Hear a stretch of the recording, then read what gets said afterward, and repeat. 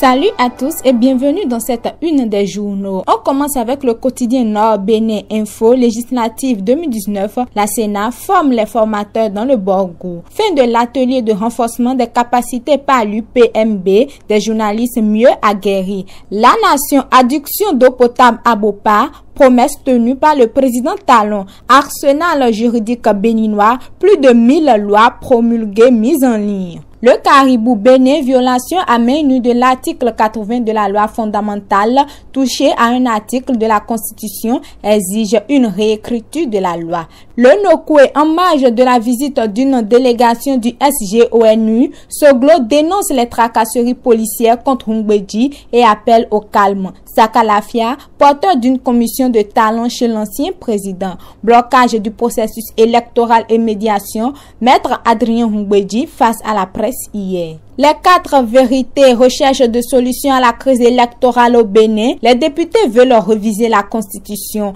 Maître Humbedji livre les conclusions des travaux. Il évoque un plan B en cas d'échec de la révision de la Constitution qui devait rallonger le mandat des députés de 45 jours. Toujours avec le même quotidien, ce jour à la Marina, Talon convie Soglo à un tête-à-tête. L'actualité, proposition de révision de la Constitution par le comité parlementaire pour sortir de l'impasse. Crise mine au sein de la population. Les députés devront s'inspirer de la jurisprudence de 2006 sur l'article 80 de la Constitution. Nord-Sud quotidien impasse électorale, l'émissaire des Nations Unies fait le tour des tenants de la crise. Et puis football toujours dans le même journal, Ali à la page 9, historique des rencontres Bénin-Togo. Le soleil levant, tension politique en vue des législatives de 2019, l'ONU s'informe de la situation. Sa délégation présente à Cotonou et puis Nicéphore Soglo Boniaï et Joseph Djogbenou rencontrés. Concernant cette révision de la Constitution, le matin titre ce matin, proposition de l'Assemblée nationale pour des législatives inclusives,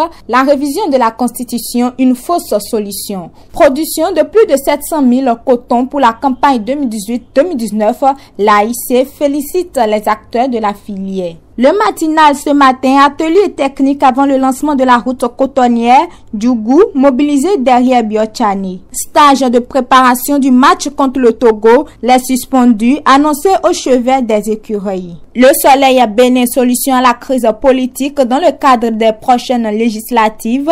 Les députés veulent assassiner la démocratie. Libération, révision de la Constitution par les députés, la jurisprudence de 2007 défavorable. Impossible rallonge pour les députés. Le Béninois libéré, coopération bilatérale bénino-coétienne dans le domaine de la jeunesse et du sport. Les promesses de Hamoud Flita à Soumanou hier. Et puis Canet Noir avec le journal Le Progrès, Serge Ologoudou n'est plus.